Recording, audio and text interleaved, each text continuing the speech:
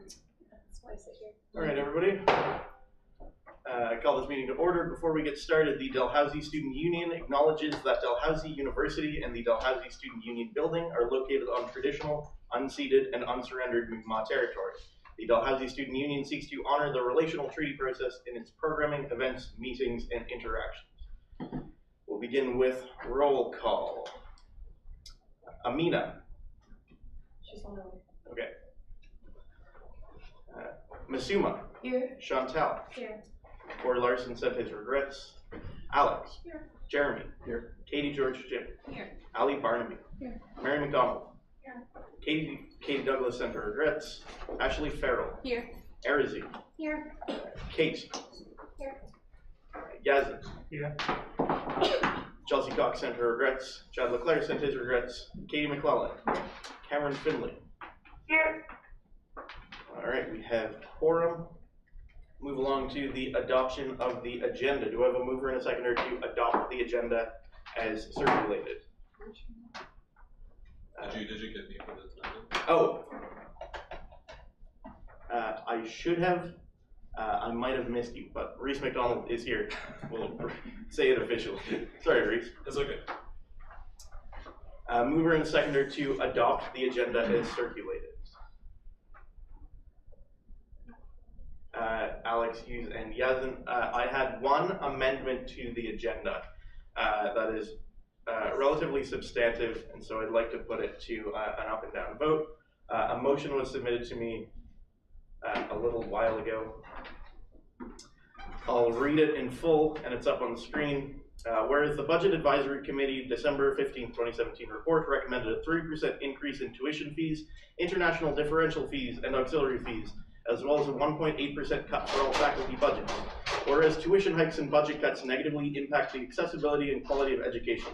Whereas the Dalhousie Faculty Association is currently negotiating a collective agreement with the university in which it demands increased funding for faculties to lower the workload upon faculty and improve the university's comparability. Therefore, be it resolved that the Dalhousie Student Union oppose any proposed tuition fee hikes and any proposed budget cuts both for this year and any future year. Be it further resolved that the DSU support the complete elimination of tuition fees, international differential fees, and auxiliary fees. Be it further resolved that the Dalhousie Student Union expresses support for the Dalhousie Faculty Association's demand for adequate faculty funding, lower workload, and improved comparability. Be it further resolved that the DSU's external committee work to mobilize members to oppose any proposed tuition hikes or faculty budget cuts and to support the Dalhousie Faculty Association's demand for adequate faculty funding, lower workload, and improved comparability. So that was submitted and would be added under new business as 8B, be the section.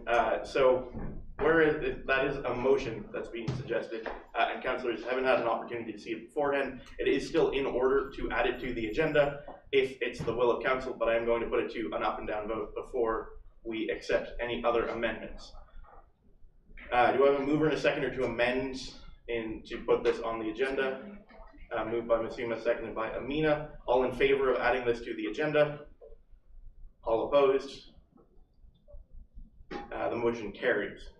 So this has been added to the agenda.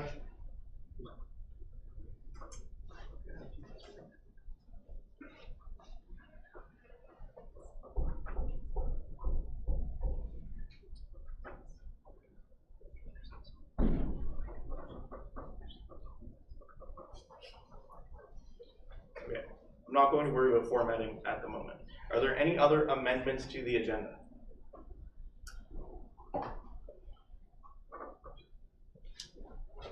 Seeing none then, all in favor of the agenda adopted as amended, raise your hand or otherwise indicate. All opposed? It carries. We have an agenda. Minutes of the previous meeting. So the minutes of the January 10th council meeting weren't submitted to me in time, in part because of sort of a transition period between the old recording secretary and the new recording secretary. I do have them now, and they will be submitted for approval at the next council meeting, but we do have the December 6th council meeting minutes to be approved. These were the last minutes that Julia got submitted. I did circulate them with the council package. We have a mover and a seconder to approve the minutes. Asuma, seconds. Anyone? Katie McClellan. Are there any amendments to the minutes?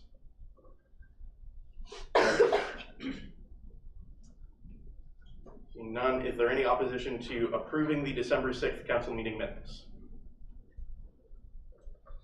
That is taken on unanimous consent. Communications received. I received regrets from Corey Larson, Katie Douglas, Chad Leclerc, and Chelsea Cox that they were unable to make the meeting tonight. We don't have any appointments, which brings us to presentations. First, the Dalhousie Student Advocacy Service. I believe we have representatives from DSAS in the gallery. Yeah. I have your presentation here. Rosie just went to grab her note. Okay. Oh. Cool. So I'll just explain to you. You'll have 15 minutes. So you'll have 15 minutes, including a question and answer session. I'll moderate the question and answer session. Hi. Sorry about that. My name is Rosie. I'm the Executive Director External for DSAS, the Dalhousie Student Advocacy Service.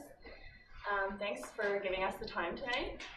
I haven't timed my presentation, so if I could get like a 5-minute warning. Yeah, absolutely. You said 15 minutes? Yeah, 15 minutes total, including question and answer. Cool. I'm going to circulate these. These are our intake forms. Do you want to have a look? It'll become relevant further in my presentation as to why they're important, but I'll get them back at the end because we will use them. And the other thing I'm going to circulate is a year-end report from 1991-92, just because it's interesting, and it's on very old font. How do I just press? Yeah, the space bar or the. Okay, cool.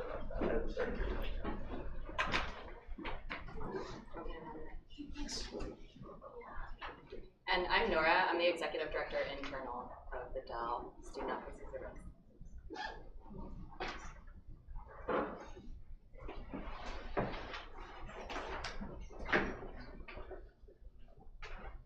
Alright.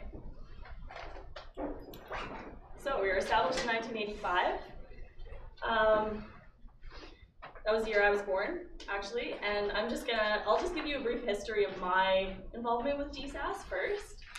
I started law school 3 years ago. I'm in my 3rd year, along with Nora, and I became a volunteer with the Student Advocacy Service, which was set up as sort of a parallel organization to help mainly complainants who wanted to make allegations against the university who are dealing with all kinds of things, from discrimination to harassment. And later in that year, in 2016, the Student Advocacy Service merged with the Dalhousie Student Advocacy Service. So that increased the mandate for the Dalhousie Student Advocacy Service. I became the assistant summer director in the summer of 2016. And then I continued as an advocate in the next year, my 2nd year of law school, so 2016-2017. I became the executive director external in the end of the school year in 2016, continued on for the summer, and then I've been in that capacity ever since. Basically, our mandate is to help any students who are dealing with allegations with the university to help navigate the administrative processes involved in that. So largely, like, the biggest bulk of our intakes are academic integrity office meetings. So if anybody doesn't know what those are, they're just like allegations of academic integrity, from cheating to unauthorized collaboration. The academic integrity officer of each faculty will bring the student in to meet with them, and the student will have a chance to present evidence, and usually there's a finding pretty reasonably soon, we would hope. There are regulations about that. And so the role of the DSAS advocate is really just help that student navigate that process, and to speak for them at the meeting if they're nervous or don't feel like they can speak themselves, or maybe to help them concentrate on the aspects of their case that might be the most strong.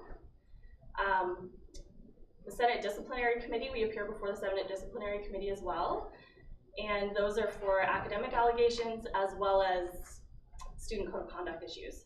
And we do represent both complainants and respondents.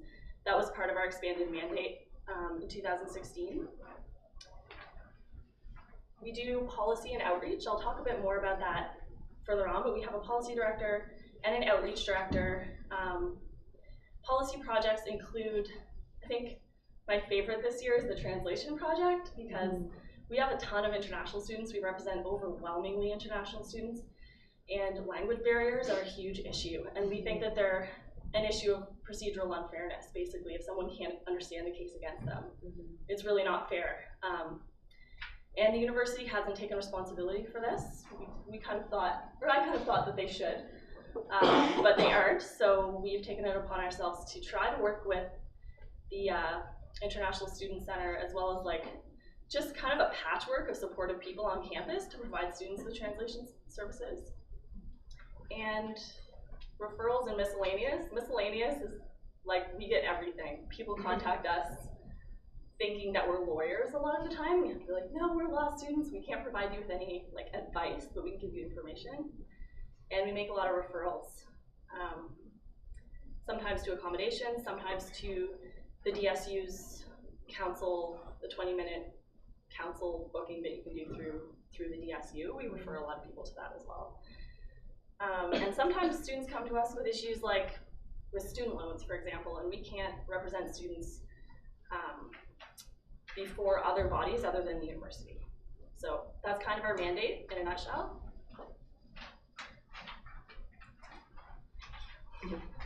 We're good with technology. This is our structure. We got me, Executive Director External, got Nora, Executive Director Internal, got a policy director named Sarah. She used to be in Nora's position last year. She's super active, which is great because it's a big policy year. And we have an outreach director, Caitlin, and she basically goes to all the society fairs, and she does workshops with different people who request to have DSAS come do a workshop with them. She reaches out to residents as well, and she kind of handles like advertising and trying to like get the word out to students that we exist. We have some values that are kind of core to what we do. And I've only been involved with DSAS for a couple of years, and that's the nature of student politics. You all know this very well, I'm sure. But as far as I've been involved with them, we have tried to center ourselves on anti-oppressive frameworks. So trying to understand that, like structures of oppression and how that affects students within the university.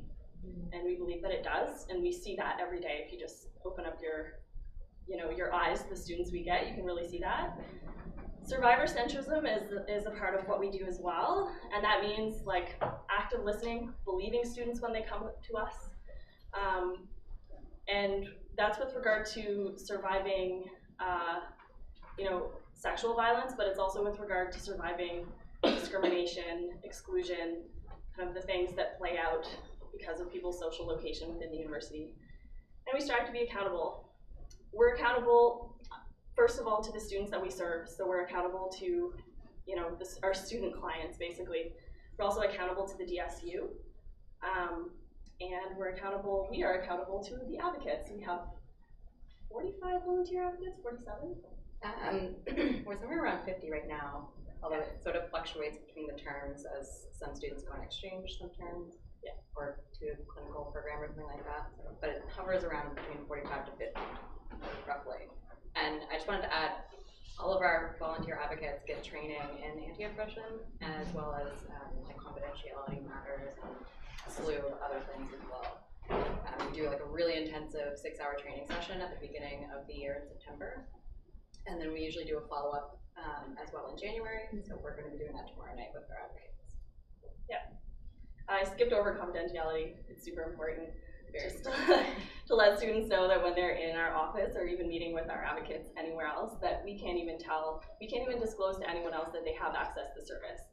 And that's really important because we need to get all the information from students, before we can properly represent them. So having them feel like they can be in a place where they can disclose everything to us, even if they have, crossed the university's rules with regard to academic stuff or student code of conduct stuff, it's super important. So, just some quick stats. I've gone back to August 2016 to April 2017. There was 275 cases. This was a huge spike from the previous year. and more than 57% of students who provided stats were international students. It's my understanding that this is the first year we collected stats, so some students didn't provide stats, and that has a lot to do with advocates training, like on why stats are so important. And we were like ironing out that whole system, but I believe the number, anecdotally the number is much bigger than that. Yeah, we were probably able to collect stats on about 80% of the students that we served last year, just as a rough estimation. So it's not reflective of every single person who walked through our doors or requested our help, but gives you sort of a general idea. Yeah, and it's consistent with stats we've gotten from academic integrity officers who take stats, some of them do. Summer 2016, Connor and Haley were the summer staff. I was working like 5 hours a week from Toronto, just trying to like oversee things and get things set up for September, so I wasn't on campus, and they handled it like champs, and they closed 65 cases, mostly AIOs, as you can see. This is an interesting stat. This is from Daniel Labrie, who's he's the academic integrity officer for the Faculty of Science, and I think we have our most AIOs from him, no? Yeah, definitely. He found that 80% of Canadian students accused in the Faculty of Science reached out to DSATs, and only 62.5% of international students do. So that means that like the stats of how academic integrity allegations are affecting international students is even bigger than what we can track. And I mean, in my experience, and I've probably done like 40 AIOs, it's students, the vast majority of them don't know that they're crossing a line. They weren't prepared, basically, when they came to the university, or they just didn't know it was as important, and our academic standards differ across cultures, as you know, and across countries, so a lot of this is like mistakes or people who didn't intend to cheat, but technically, like factually, they may have. Half of student code of conduct cases ultimately sought outside counsel, which, I mean, we always make students very aware of their right to seek outside counsel. I think that in some cases DSAS can provide just as good representation of as counsel, but it's also, the stakes are really high, right, with these kinds of allegations. Students can be facing expulsion, there can be like immigration consequences, all kinds of stuff. Okay, so unofficially, this is because we haven't been able to do stats, partly because of underfunding. Nora hasn't had a chance to do stats this year, but approximately 82 total cases handled, 56 AMs, 8 SDCs, 5 appeals, 5 reinstatements. It's pretty standard. This is, I'm not going to explain this right now, but this is kind of our like steps that we go through when we get a case. Did you want to talk about anything? No, it just it varies depending on what type of case. So, for instance, like if you're doing an academic style one, you'll follow a different process than something that's maybe like an allegation that pursuant to the student code of conduct. And there's different rights of appeal, as you can see. So a case can come. We have cases that have been going on for years. Yeah, which is a problem because there's a turnover of students. So some of our student clients have had like 4 different DSAS advocates in the course of their case. This is just a brief overview of what Caitlin, Outreach Director, does and what Sarah does in policy. I don't think I need to get into it too much more, but if you have more questions, I'm still open to it. The challenges to DSAS. I think externally the most obvious challenge is resources and funding and timely and adequate payment of the executive. And the need for a $15 an hour baseline wage. Right now we're paid by honoraria at the end of each term. We have signed our contracts late every time, and right now we haven't been paid yet for the first term. So, and these are problems that are endemic to DSAS as long as I have, with every contract I've had with the DSU, these have been problems. So there's some kind of communication barrier going on there that I'm really willing to, put the work in and try to fix. But it does affect our ability to function as an organization, as you can imagine. We do get paid $15 an hour for 10 hours of work. I know Nora exceeds that regularly, and I probably exceed it. Like whenever I have to take on a case, I pretty much exceed it. I average around 15 hours a week, and that's because I stopped myself from doing any more than that, basically. But I'm in the process of hiring an assistant right now, which will be extremely helpful. But Thank you for approving that. they're going to be, working on stuff that's been backed up since September because I just don't have the time or capacity to do it all. Yeah, and I mean that leads into the next point, which is that Nora's position has an overloaded portfolio. My position, there's a lot of things that I could do, but I don't have to do. But Nora's position is so, she has to sign those cases. We get back to students within hours of them emailing us, and we have to because they're really stressed out. And we have to, sign things in a timely manner. We can't just leave a student hanging. Students often contact us the night before a meeting too, which is hard, but we haven't had any issues this far. So far, since September, there's only been one person who I have not been able to assign an advocate to. So that's because they contacted me the day of, so it just wasn't realistic. I can't find a volunteer law student to meet up on a couple hours before. Yeah, but other than that, I try and get everybody else who contacts us an advocate as soon as possible. Yeah. So the increased mandate equals spike in caseload. And it also increases the need to have specific training for advocates. I don't want to send advocates into situations where they don't feel like they have the resources or the training to adequately represent someone who's suffered trauma. I just don't want to do that. It's really stressful for everybody. And meeting the needs of international students. Internally, we have operating policies in the work. We really need solid operating policies. So we're really trying to make that happen and come together, working with the DSU, or with council on that, basically. Advocates resources on complex cases, I feel like I've covered that. Executive transition is something that you all must deal with too. It's like the nature of student politics. You start projects and then you just have to leave, So I think having some kind of steady continuity, we're working on that. And meeting advocates' demands for resources. Basically, a lot of our advocates are like, I don't feel confident, and so it's a lot of working directly with advocates. I wanted to end on our strengths. I feel like our advocates are very keen and engaged. I'm really happy with the engagement of people, even during exam times. We're all students in a really competitive program, so it's easy to prioritize exams, and I'm really impressed with the way that advocates, even during exam times, will be like, I can take that AIO. I've got my exam at 2 in the afternoon, but I'll take the morning one. And I'm like, that's amazing, thank you. We've got really good morale, and I think it's partly because we have really good communication with the DSU executive this year. I know we won't always have such a friendly exec, so thank you. Relationship with ombuds, we have a really good relationship with Diane.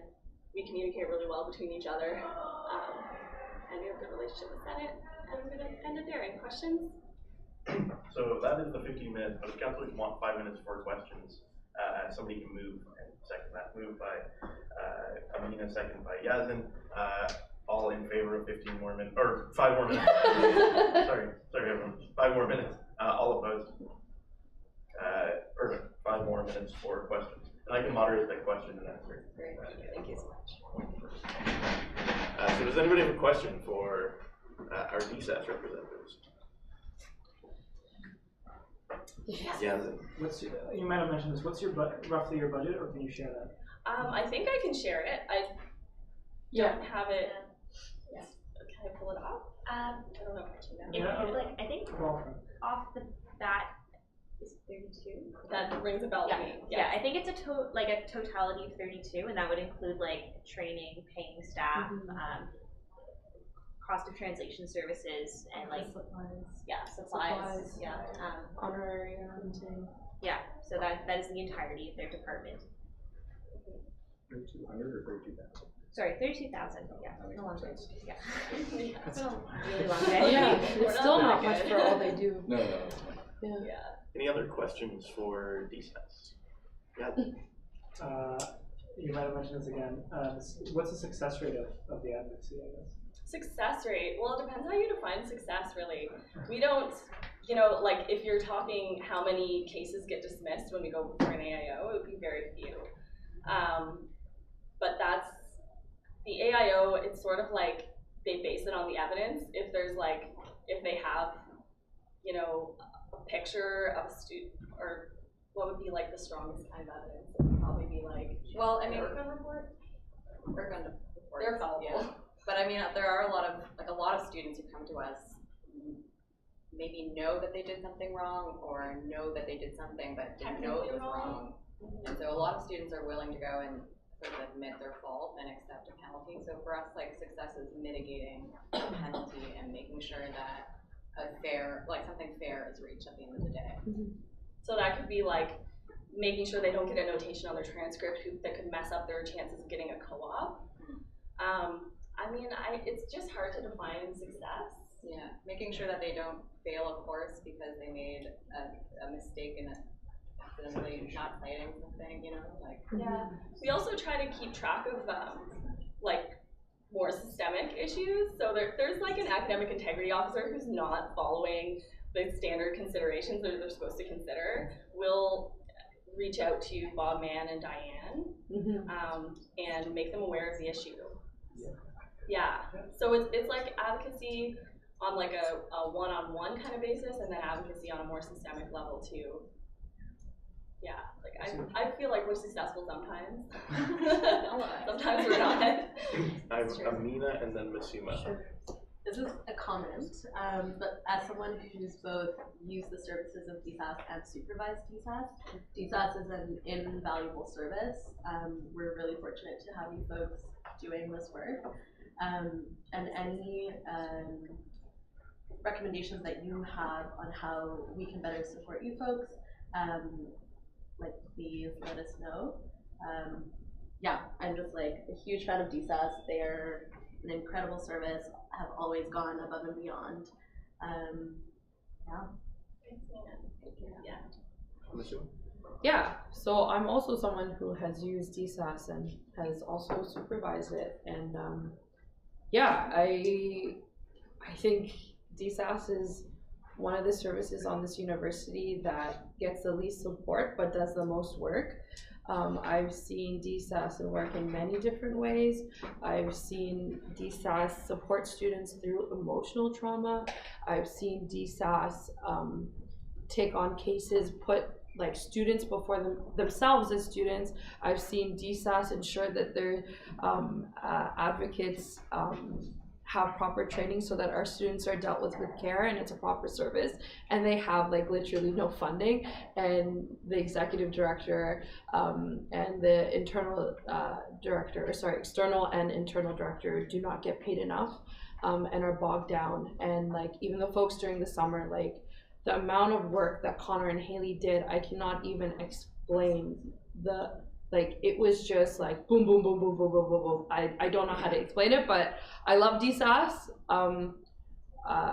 I encourage all you folks to reach out to your constituents and inform them about DSAS if they do not know. If you'd like DSAS to come present to your council, that would be great. I really encourage folks for that. And again, if you folks need anything, I know budgets are about priorities and we want to prioritize you. So please let us know if there's any asks you have. I would be happy to present those asks to council whenever you folks would like me to. Thank you for all the amazing work you've done this year. Really appreciate all the hard work you put into it and sacrificing your own self-care for students. It doesn't go unnoticed, and thanks for everything, essentially. You're amazing. It's really great. Like, I love the casework. So it's a pleasure, really. Yeah. So that's our 5 minutes. If any other councillors have questions, I would encourage you to reach out to DSAS and the directors to ask them. I believe your information is on the DSU website. Yes, you can reach us by the email. We have a very quick response rate, so we'll get back to you. We're literally on it all the time. Well, thank you very much. Thank you. Thank you.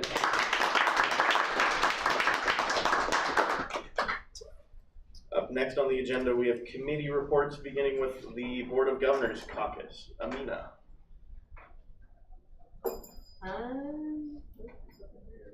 We have not met, so I have no updates. I just came from Capital. Oh, you go. You got more important stuff. Okay. We can talk. Okay, I guess we can talk about I'll the retroactive. Okay. I'm gonna go. I just came back from a capital projects meeting. Really cool stuff going on right now. Just saw the designs for the new concert hall. It's gonna be awesome. And the biomass project at the AC campus is also plugging along well. So, anyways, good stuff happening at capital projects. Come chat with me about it if you want to know more. I think we did meet and talk about our upcoming year and like the board meeting that's coming up in February and how we're reflecting on our last board meeting about divestment and really doing a lot of research and groundwork with students to get their feelings as well as their just their feelings around divestment and like how we can actively support or allow the board to explore these options, like making it accessible and really trying to foster more relationships with some of our committee members, because ultimately we want to bring divestment to the table to talk about in a more intimate setting for committees. So I'd also maybe want to mention that we've been working with Larry and I guess some other people a little bit on trying to arrange some kind of forum for students to meet with board members. We wanted that to happen after the February meeting, but it looks like it's probably not going to be until April, which is unfortunate for some reasons, but good for others.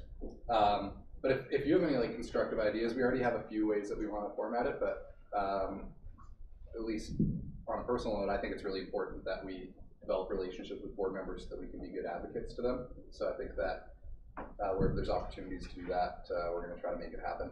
So, yeah. Thanks, board members. Does anybody have any questions for the board caucus? Then we'll move along to Senate caucus. Masima. Senate, we didn't have Senate because the faculty at Senate and the administration were going through their diversity and inclusion training, and ours is separate. So our senators got a week off, which is great, but SLTC did meet last week. So that's the Senate Learning and Teaching Committee, and Senate met on the 8th as well. oh, sorry. Yes, we met on the 8th. I think I mentioned that in my report. Sorry.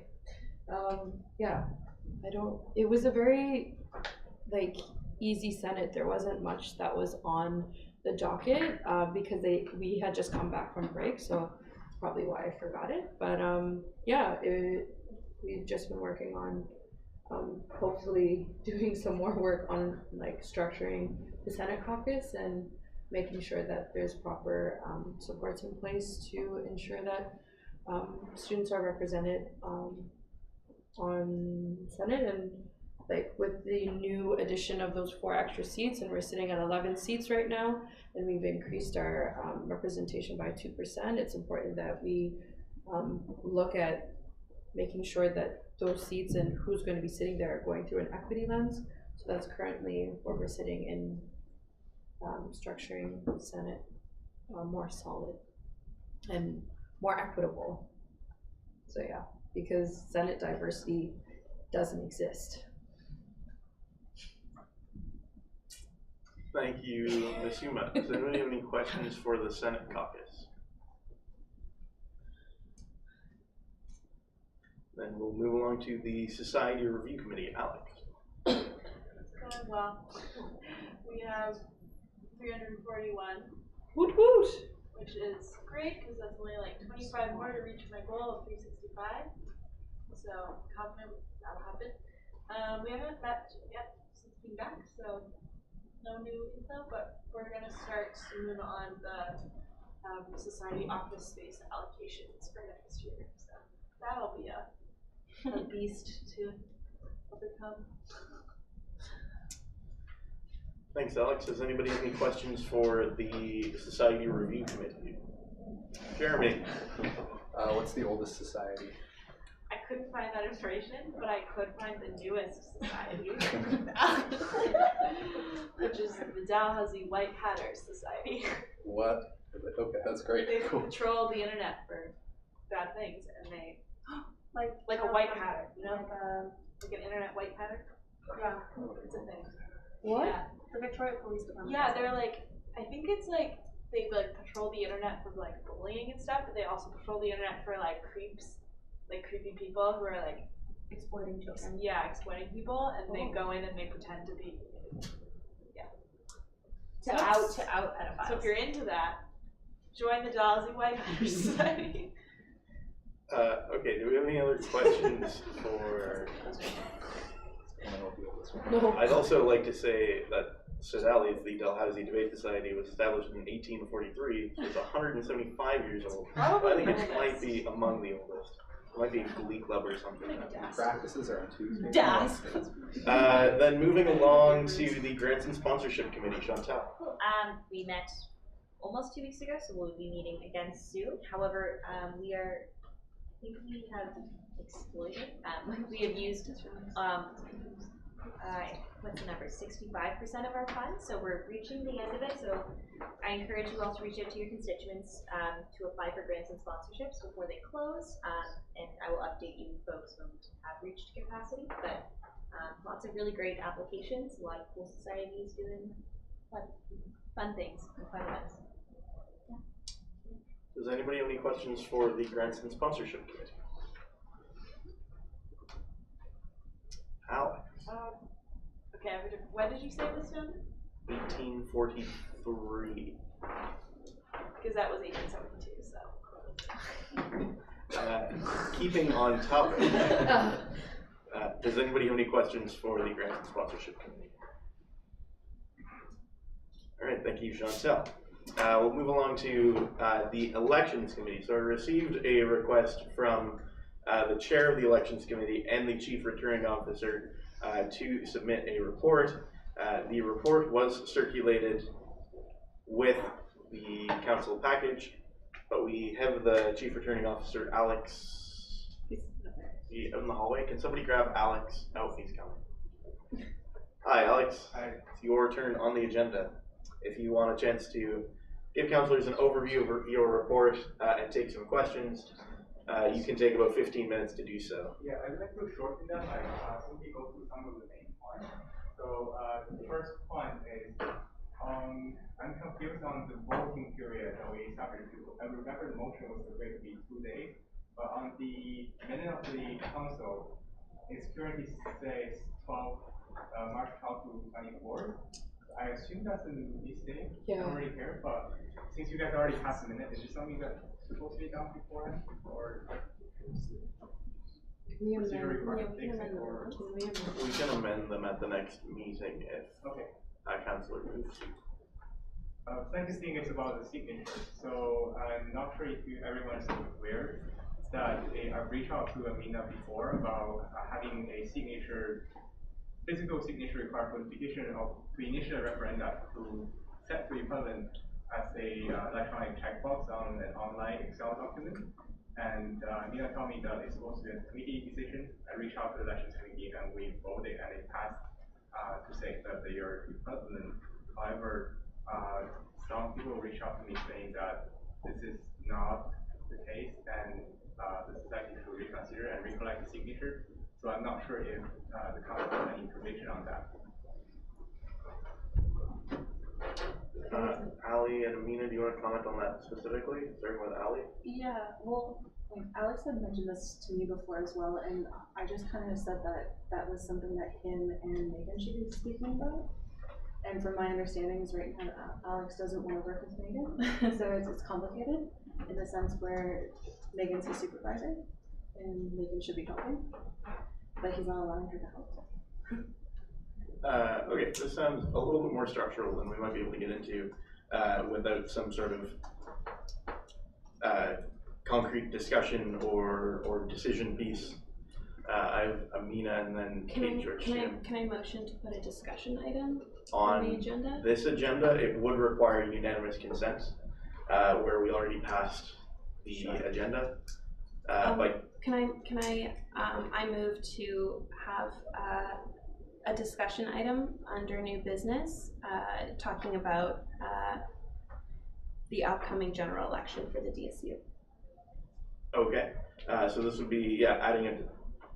What Katie just said. Does everybody understand what council is voting on? Is there any opposition to adding a discussion item? There is opposition, so we can't do that.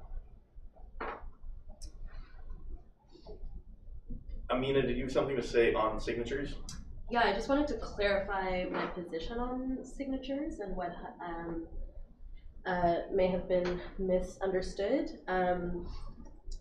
The electronic signatures is not something that has been done before. It's not something that there's any sort of precedence for. And what I had said was that we would need paper signatures, as we have done for the last number of years, because it is based off of the ruling that Chris had made a number of council meetings ago, as well as signatures are defined in the bylaws, and so it wouldn't be up to myself, or it wouldn't be up to the elections committee. It would be a decision of council. So I just wanted to clarify my position on that. Alex, go ahead. I just want to, it's okay to be a miscommunication, but the reason I bring this up to a vote in the elections committee is because I received advice from you that this should be a decision of the elections committee and not myself. So I'm not sure if there's a definition of signature because I cannot find myself in the bylaw. So that was under the assumption that since there's no definition and you would like me to do so, I took over a vote in the elections committee. But that being said, I don't really care if it's okay or not to have a digital equivalency. It's really the society that's affecting. And I don't think this is personally my fault to say that I have to apologize for them to like lose 250 signatures, for example. Okay, I have Kay Zurchin and then Marcelo. Yeah, I voiced my concern about some policy issues before, and I think coming to this election, there are still the same issues in place that there have been for many years, and I think that something that has worked is using the policy coordinator with the elections committee, and I see this as a mistake that needs to be corrected, because I would really like to come to this election that won't be void and go through the work of the elections committee and the CRO and DRO about building these campaigns for referenda questions. I would like it to be done so these societies can be brought to the DSU without problems of like misinterpreting the policy. And because that is justification for the referenda not even to go through, so the waste of collecting 950 signatures, I would rather follow the policy and ensure the legitimacy of the referenda questions, so we can bring that to the Board of Governors once the election is finished, and then hopefully we can start the new year with continually working on the bylaw or the policies, and perhaps maybe looking at the bylaws to see if they need to be changed. But from my understanding, it's a procedural error where something was misinterpreted from the bylaws, because the bylaws override any decision that is made at a subcommittee level, for example, the election committee. So I believe it's pretty clear to see that we just need to move forward so we can help our societies if they want to put forward referendum questions. So it's clear as well as procedurally correct. Yeah, I was thinking of ways that we could resolve this issue and the ways that I thought would be best. In conversations with Ennisburg, who was advised to put out a electronic petition, is if we extend the date for these societies who are trying to put through referenda to pass in the signatures a little later, so that they can make up for lost time, because currently they're due like next week, and nominations aren't due until February 18th. So if we can extend the period for these societies, that would ease the tension, and we can go through our regular process. And if the elections committee wants to put forward some sort of want or system, or tell us or advise us to create some sort of online platform, for example, that goes through Brightspace or something for elections and for electronic referenda or something, that makes sense. But we don't have the infrastructure right now to support that. So I would state that two things: let's extend the time for societies so that they can make up lost time, and so we make sure the referenda goes in, because this is a huge issue of a lack of procedural fairness. And then if the elections committee, because I can see the benefits of having an electronic process, if the elections committee can advise us in the report to make sure that that happens in the next year, or for the task council or the DSU to find a solution for this in the future. Alex, the floor is yours to continue presenting your reports. Sorry? The floor is yours. So the only concern is any referendum has to be set for the bylaw, and any draft question has to be passed by the council before the elections period begins. So it's before the nomination period begins. I'm not sure how we can I respond to that? Well, we can have the questions passed, but on depending if they have enough signatures. Okay. So we can pass the wording, but not the actual thing. That's what makes the most sense, because we're really screwing over our societies, and I'm not for that. Yeah, sorry. All right, Alex, did you want to continue presenting your report? Yeah, so can we also have 2 items added to the next meeting's agenda on the bottom of the report? One of them is ratification of finally going to be selected recommendation from the society. There were some arguments amongst the society members, and we're finally able to put together and bring them to a meeting and discuss the recommendation. And this will be done this weekend in the council chamber. And the second one is, can we also, I guess, since the Masuma proposed to have a motion in place to pass referendum pending on the petition signature, can we have this done either this meeting or next meeting? I think I make up the agenda, and we can. Sure. Okay, that'll be all. And is there any question about the report? Can you guys send me email? Yes.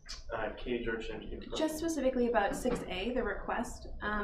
So you want the ability to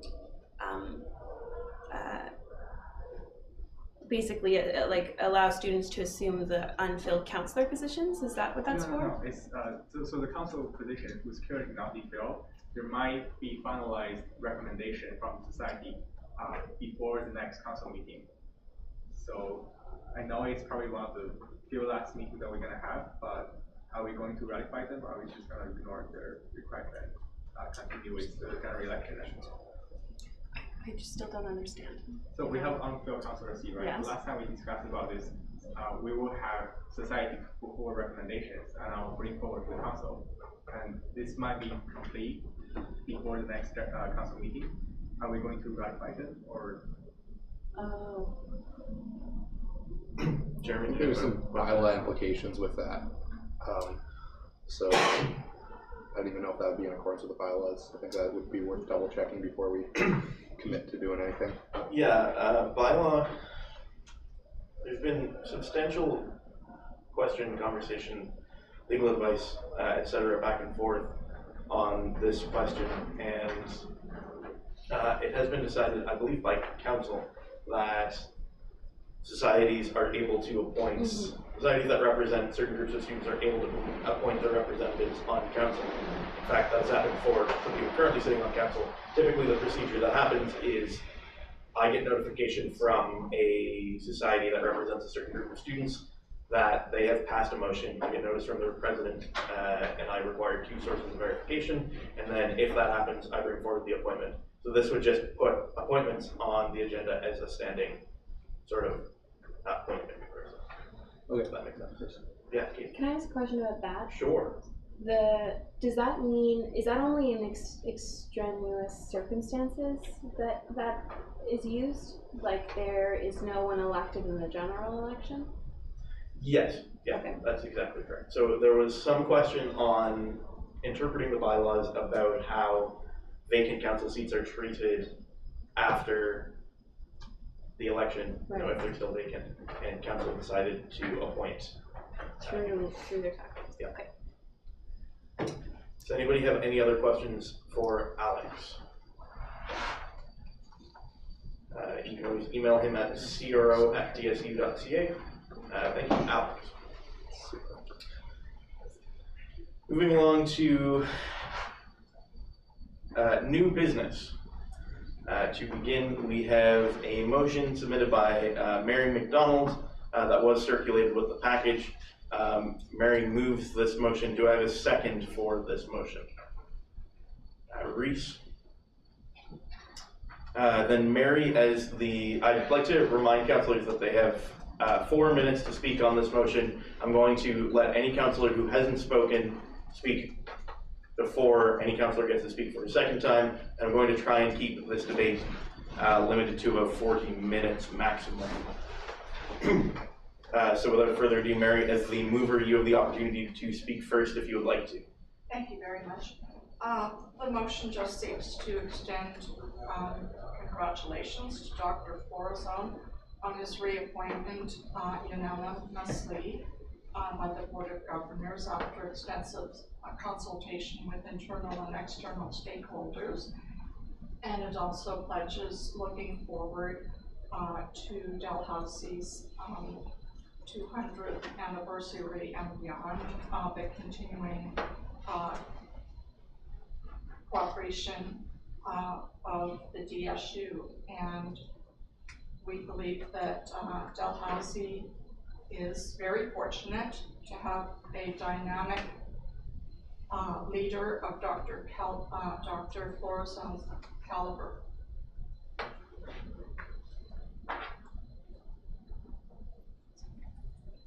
Thank you. Thank you, Mary. Jeremy. I have a question more, maybe either the chair or Megan can help out. Would this like constitute an issues policy, or what would be like the ramifications in terms of the DSU passing this? Just beyond it being a statement, like would there be any issues with it falling under an issues policy or not? Yeah, go ahead, Megan, if you want to offer your opinion. Something that defines an issues policy is time related. So when you're asking someone to take an action tied to a specific event or place in time, that's not an issues policy because you're not then binding future councils or executives to do so. So that would be the defining piece here, is that this is time specific, so not an issues policy. Okay, thanks, Megan. Yeah, so I agree with Megan, and that ruling can be challenged. But it is, yeah, such a short time frame that council can take actions that aren't necessarily related to issue policy. Okay. But thank you for that question. Anybody else want to speak to this motion or against this motion, or have any questions? Yeah.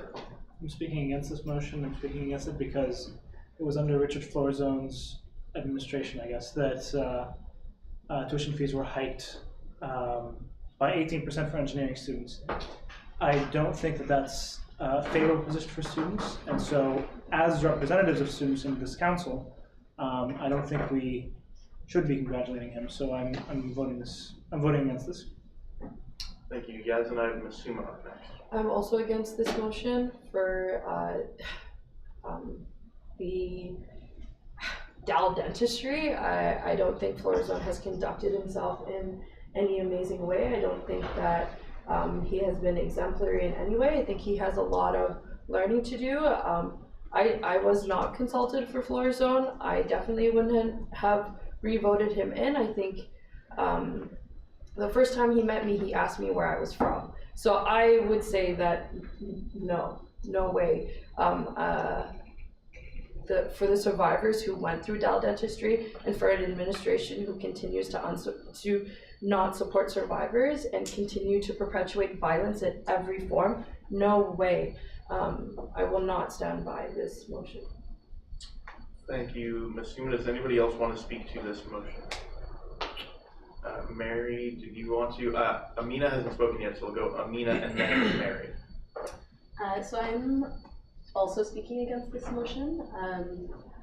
As Richard Florazone himself says, there are areas where we work together as an administration and student union to advance issues that affect students, but there are also areas which our priorities may not align.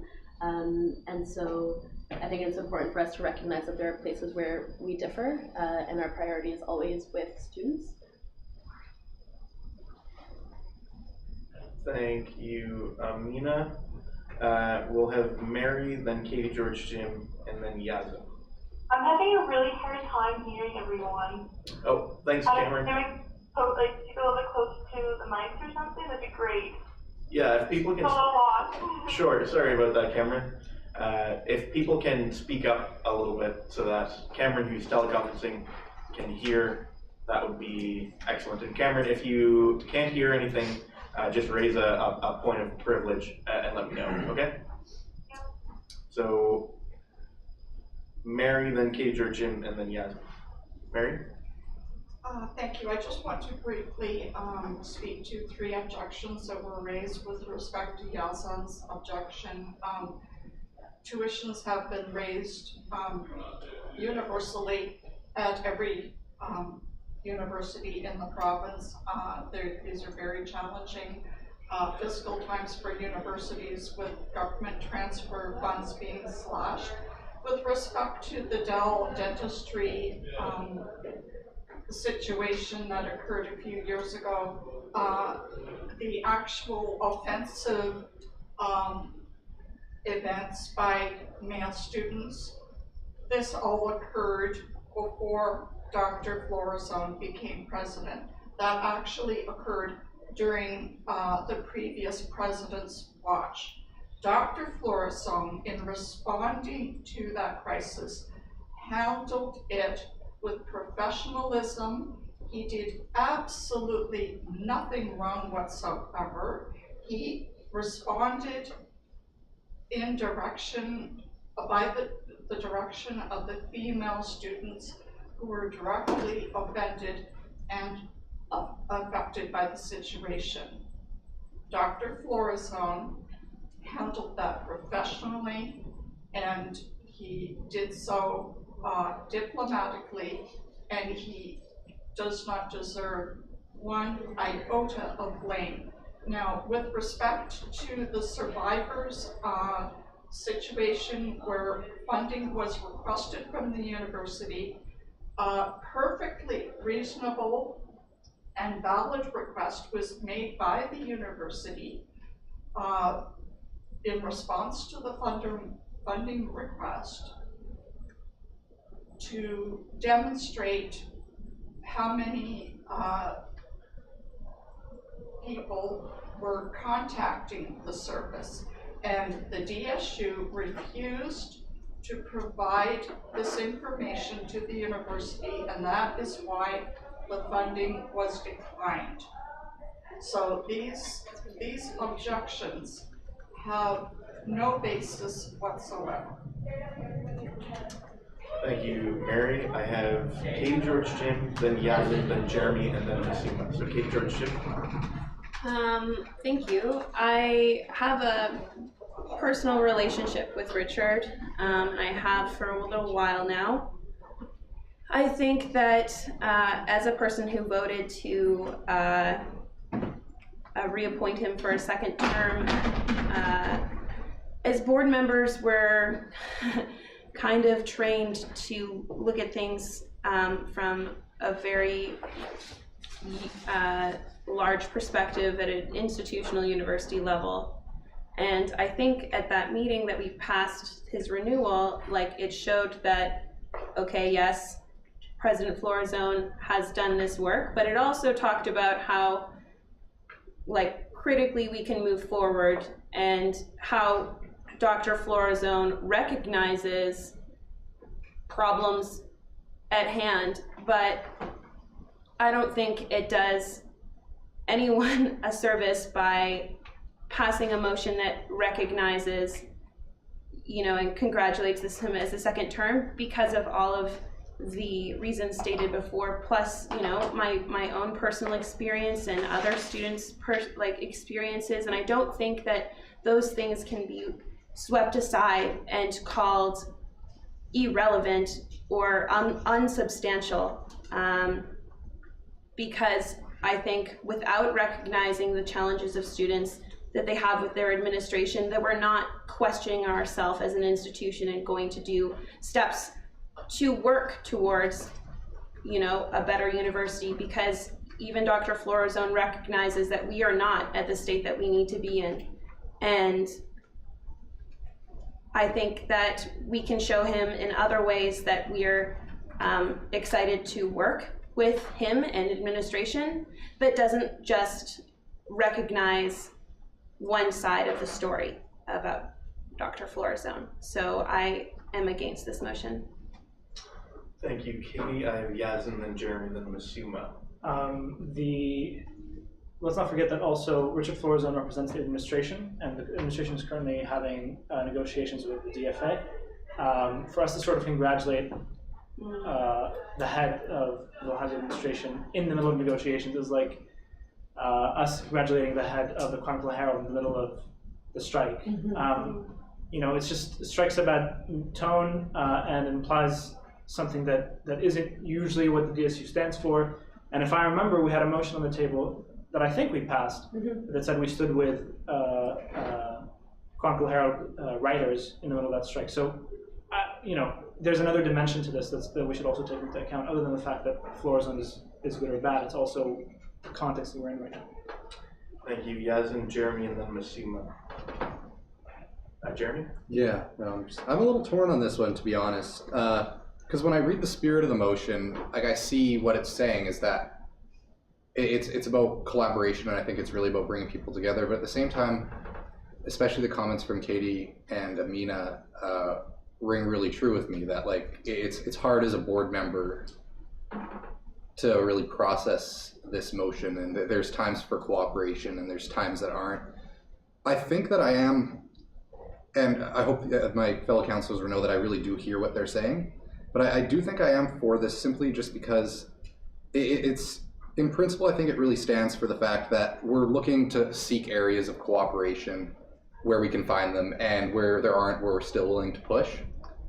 So I just encourage councilors to think about it through that lens, that there's definitely always room for adversarialism and there's room for cooperation, but I don't think anything in this motion really undermines the DSU's position to push where it needs to push and to work together where it needs to work together. So I think I'm for it. Thank you, Jeremy. Masima? Yeah, I think I just wanted to say that, you know, there's nothing diplomatic about sexual violence. There's nothing eloquent or professional when speaking about sexual violence. When, you know, we were launching a service for survivors that wasn't adequately funded, so obviously there's a gap in survivors taking or trusting the service. It was a new service. It's a service that we're running now with a phone line in Nova Scotia to support survivors. Like, what other university or union is prioritizing this work as much as we have? And for us to promote this, I think it gives a really bad statement or feeling to those who have survived Dell dentistry. And restorative justice was not something that the survivors had asked for.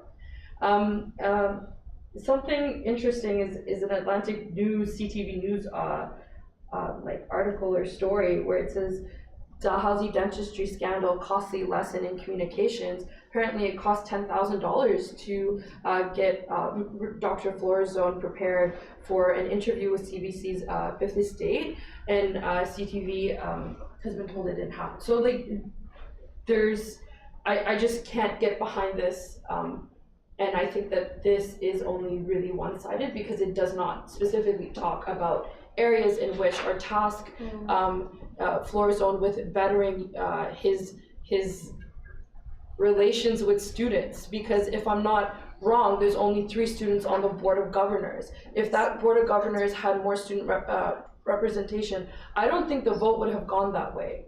And that's just, so when it's going through a vote at a body where there's not enough students, and primarily they're like administration, I don't really trust the vote. Students didn't vote for that, so a few did, but I don't know. Thank you, Masima. I think that Mary was on the speakers list one last time, and then I'd like to do a final call for speakers, if that's all right. I think that we've had a pretty robust discussion about this, and I'm comfortable moving on to a vote unless anybody else would like to be added to the speakers list. So Mary, you have 45 seconds left in your time. I'd just like to reinforce one more final time that the university posed a perfectly valid and legitimate question that the DSU flatly refused to respond to and with respect to the request for funding. In that case, the university was justified in not providing the funding, and finally, the DSU should not be used as a conduit for individual counselors sniping against the president of the university. Thank you, Mary. Keisha, Jim, and Suma, I saw you both raise your hand to speak. If it's okay with everybody, we've had a pretty robust discussion. I'll allow you to speak if you would like to, but otherwise I'd like to move on to a vote. Yeah, it's just briefly, I just wanted something on the record. Okay, go ahead. Just in regards to the last counselor's comment, like I really want to ensure that we're not basing things or judgments off of unknown facts or declared facts that are based on either misinformation, personal bias, or just like not an overall understanding of the complexities of what happened then, and we as individuals don't have all the answers to that. So I think I just like to make sure that we avoid assuming facts, that we don't all have access to the information that this is being based off of. And if we're going to have that conversation, I just wanted to make sure that everyone's on the same page. Assuming that you still want to speak. My last thing is budgets are about priorities, and if this university is not going to prioritize survivors and survivorship support, then proof's in the pudding. All right, then without further ado, I'd like to proceed to a vote on this. All in favor of this motion, please raise your hand or otherwise indicate. All opposed? Any abstentions? The motion fails. Moving along to the second piece of business, this statement of solidarity with the Dalhousie Faculty Association. Where this wasn't circulated beforehand, even though I read it out one time at the beginning, I'm going to read it out one more time, just so that councillors, if they don't have laptops or Cameron, we know exactly what we're voting on. Whereas the Budget Advisory Committee December 15th, 2017 report recommended a 3% increase in tuition fees, international differential fees, and auxiliary fees, as well as a 1.8% cut for all faculty budgets. Whereas tuition hikes and budget cuts negatively impact the accessibility and quality of education, whereas the Dalhousie Faculty Association is currently negotiating a collective agreement with the university in which it demands increased funding for faculties to lower the workload upon faculty and improve the university's comparability. Therefore, be it resolved that the Dalhousie Student Union oppose any proposed tuition fee hikes and any proposed faculty budget cuts, both for this year and any future year. Be it further resolved that the DSU support the complete elimination of tuition fees, international differential fees, and auxiliary fees. Be it further resolved that the Dalhousie Student Union express support for the Dalhousie Faculty Association's demand for adequate faculty funding, lower workload, and improved comparability. Be it further resolved that the DSU's external committee work to mobilize members to oppose any proposed tuition hikes or faculty budget cuts, and to support the Dalhousie Faculty Association's demand for adequate faculty funding, lower workload, and improved comparability. Amina, I believe you moved this motion. Does it have a second? Or Yazin, did you? Oh, Yazin. Yazin moved. Yazin moved. Amina, are you okay to second? Yeah. Okay. Then without further ado, let's start debate on. Information? Yes. Is this not a policy because it goes for future years? It's a good question, Alex. You want to comment on this one? There are elements of what's being requested that would constitute an issues policy, because again, you're binding the organization to a long-standing stance and action. But there are terms in here that are situation specific, so council can consider those pieces if they would like to. Ultimately, it is at the discretion of council to interpret bylaws. If council decides that this is an issues policy that can be raised in a point of order and voted on, or the motion could be amended to remove certain parts if that was desired as well. Yazin? I can amend to ensure that we sort of have a mandate to deal with any strike specifically for this year, I would like to move to remove the second be it resolved clause. Unfortunately, I think, but let's make sure that we're on solid footing here. As well as from the first be it resolved, the phrase both for this year and any future year.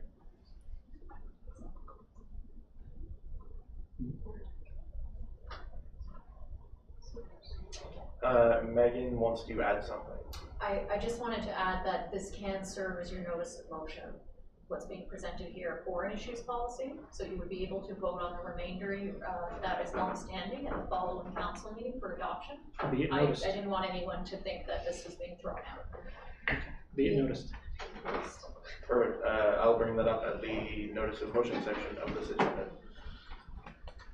So the suggestion or the motion from Yazin is to amend this to remove from the first be it resolved clause the phrase both for this year and any future year, and to remove the phrase be it further resolved that the DSU support the complete elimination of tuition fees, international differential fees, and auxiliary fees. Does this motion have a second?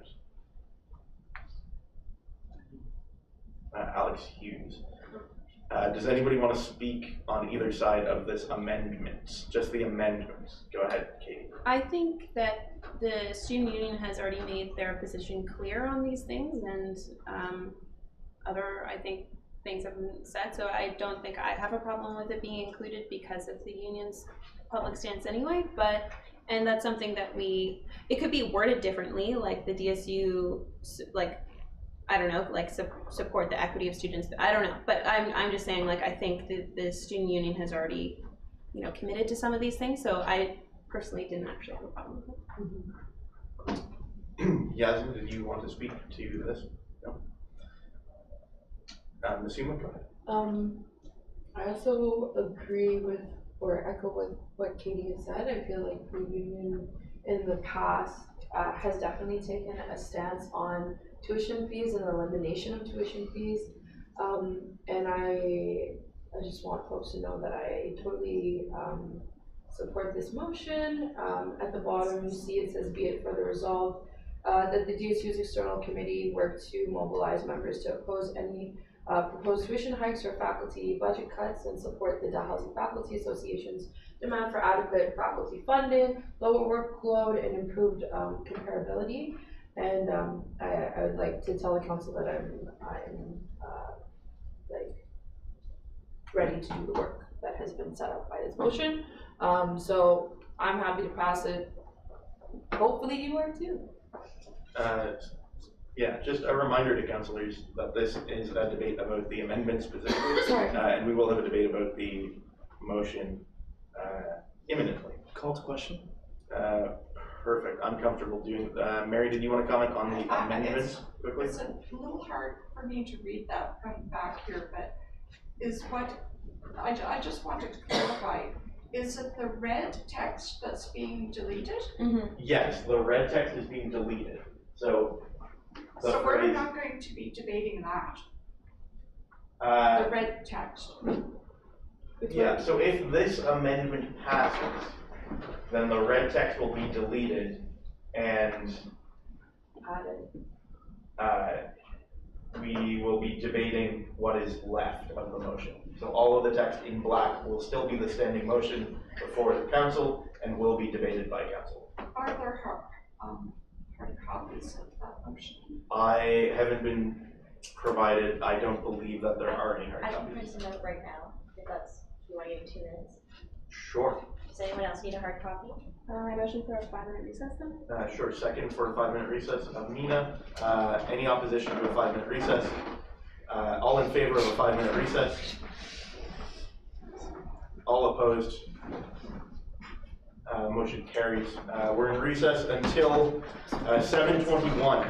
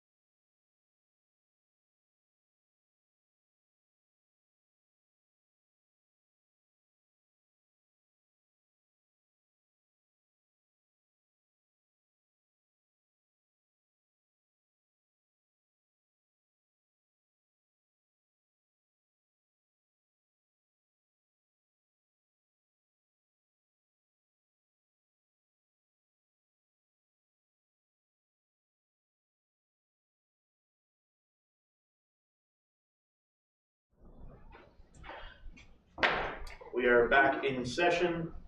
I believe that councillors have been provided a hard copy of this motion. If they would like, are councillors comfortable moving forward on the question of the amendment? So removing the phrase both for this year and any future year, and be it further resolved that the DSU support the complete elimination of tuition fees, international differential fees, and auxiliary fees. All right, then all in favor of the amendment, please raise your hand or otherwise indicate. All opposed? Any abstentions? The motion carries. So the... It will be brought up next time. Yes, so the full motion will be sort of given notice of motion at this meeting and brought up at the next meeting. So the question before council is whether to approve the amended motion. Be it resolved. I've read it out a couple times. Are any councillors unsure of what they're voting on? Mina? Motion to amend the amended motion? This would, just be another motion to amend, sure. I have a motion. Okay, what is the motion to amend? It might be actually a motion to split the question, if that's a thing. You can motion to divide the question, yeah. And I would like to remove the whereas clause, whereas the DFA is currently negotiating a collective agreement, and be it resolved that the DSU's external committee work to mobilize members. So, let me understand. Oh, sorry, for the one on top of that. So Okay. I want to split it Into two questions. Yeah. One focusing on the DFA and the DSU express support, and one that is based off of the Budget Advisory Committee's recommendation and mobilizing students around that. Can I speak to why I want to do that? Just a second, let me check that out. I'm going to consult Robert. Hey, Bobby. That was a joke.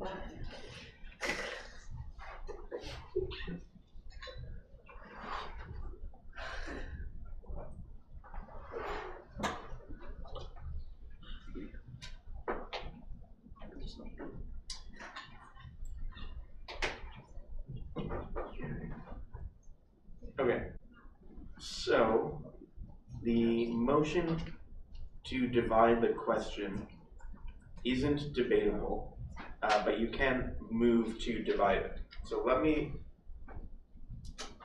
try and make this clear to councillors exactly the division that's being proposed, as I understand it. You can let me know if I'm wrong about this. Sorry, yeah. So you're proposing to divide. Sorry. I get that a lot. That and this into a separate motion.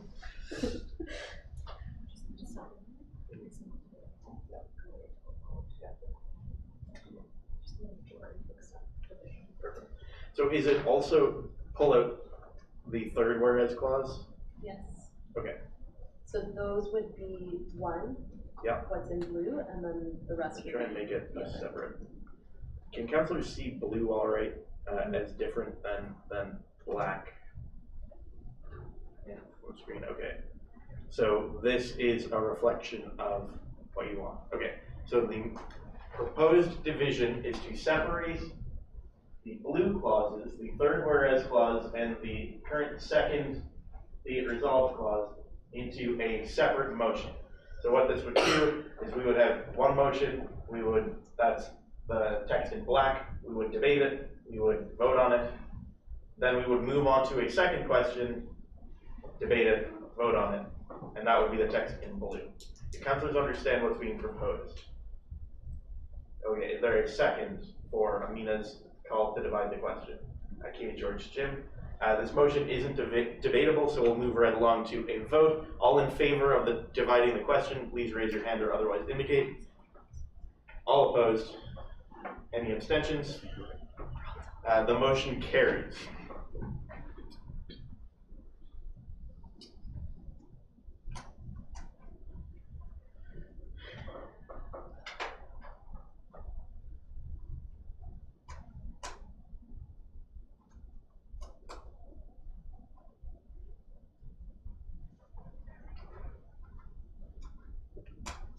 So, the motion before council right now is the text in black, whereas the Budget Advisory Committee recommended a 3% increase in tuition fees, international differential fees, auxiliary fees, as well as a 1.8% cut for all faculty budgets, whereas tuition hikes and budget cuts negatively impact the accessibility and quality of education. Be it resolved that the student union opposes any proposed tuition fee hikes and any proposed faculty budget cuts. Be it further resolved that the DSU's external committee work to mobilize members to oppose any proposed tuition hikes or faculty budget cuts and to support the Dalhousie Faculty Association's demand for adequate faculty funding, lower workload, and improved comparability. Everybody understands the motion? Perfect. Yasmin, are you still comfortable moving this motion where it's been divided? And Amina, are you still comfortable seconding this motion? Wonderful. Debate on this motion. Who wants to speak for or against this motion? Or Yasmin, yeah, you have the opportunity to speak first. I mean, I think, we represent students. Tuition hikes impede accessibility. They cause stress on students. They impede the quality of education, especially with the budget cuts. I think this is a common sense motion to pass by this council. It's a further extension to our long-standing position. Thank you. Amina, you have the opportunity to speak as the seconder if you would like. Then I have Katie, George, Shim, and Masima. Yeah, the reason that I wanted to separate the motion was because there are implications in this section that may constitute an issues policy, and where there has not been a notice of a motion for an issues policy. I did not want the actionable, which is to support the DFA, to be overturned for that reason. And so now it is clear that this motion, which may tie to an issues policy, is separate from a motion that can be voted on today. So yeah, I guess this motion can be voted on now, or it can be voted on at the next meeting with the notice of motion that we put forward. Understood. Okay. I have Katie, George, Jim, and then Masima. Yeah, just a bit briefly, I kind of wish that the board caucus could have talked about this before coming to council, just so we could have beefed it up, with, updated stuff from this month, to just really bring home, the lack of consultation, which is something I was perhaps going to amend if to the first part. Okay.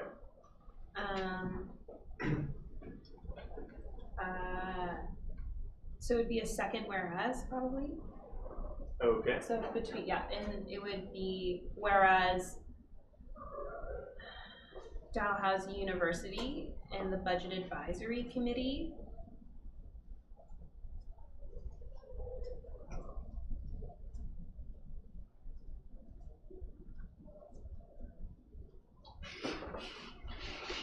just really excited about the Budget Advisory. Everyone should be. Yes. Need and sorry. So those need with an N? Yep, need. Okay. Yep. More accessible and relevant consultations on the university operating budget.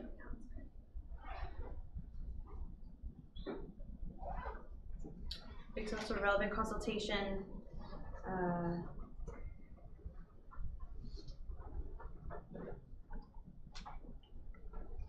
to students, staff, and faculty. Sorry, after consultations. So period after budget, and relevant consultations or consultation with students, staff, and faculty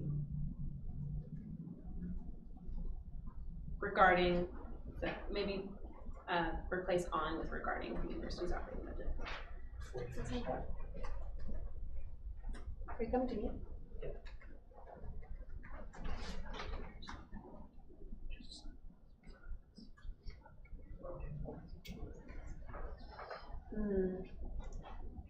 Can I get a temperature check for council? Yeah, I mean. Does council feel like the whereas that I'm proposing affects the issues policy of the, because it claims that it's an ongoing problem? That's what I'm inferring. Yeah, I mean, I can speak to this a little bit. The whereas clauses are meant to be sort of statements of fact that provide context for the action items. Any sort of statement made without a time frame in the whereas clauses wouldn't be considered grounds to consider something an issues policy, I believe. The reason you're raising me. Sorry, yeah, dude, I just want to let Katie make. Sure, I think I'm done with that amendment. Okay. I'm definitely open to talking about this. I just think it's important to mention this when we're talking about the back, because it is just consistently an issue that hasn't actually, like, I mean, there are small steps that the committee has done, but still, like, none that have been continuous. Sure, Yasmin, if you have a question or something on this. So there was an issue that was raised about this may be an issues policy.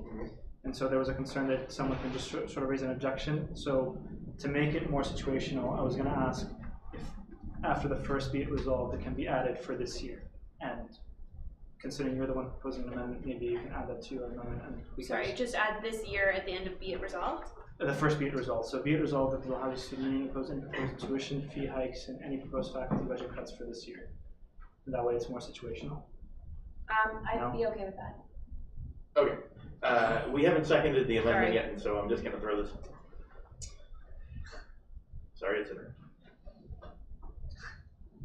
Does this reflect the amendment that you are suggesting? I do believe so. Okay. So does this amendment have a second? Mina? Okay. Katie, do you want to speak to why this amendment? I believe you already have. But now we're okay. If you would like to informal debate, speak to I think I've just kind of clarified that I just wanted accountability. If we're going to talk about the advisory committee, that we also mention this because it's like even in their own findings, in their reports after reflecting of the year, this is something that students and staff and faculty bring up. So I think it's relevant to be included. Okay, thank you. I have Amina next, and then if you would like, and then Masima. Speaking to this amendment specifically. I have a request to the chair to see if they would grant speaking rights to Megan to clarify what will constitute an issues policy, the need for an issues policy. Understand the question? Yep. Go ahead, Megan.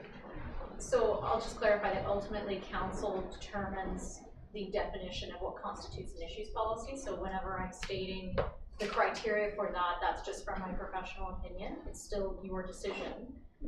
What I would remind council is this can serve as a notice of motion as well. You would vote on it on the very next council meeting as a permanent issues policy.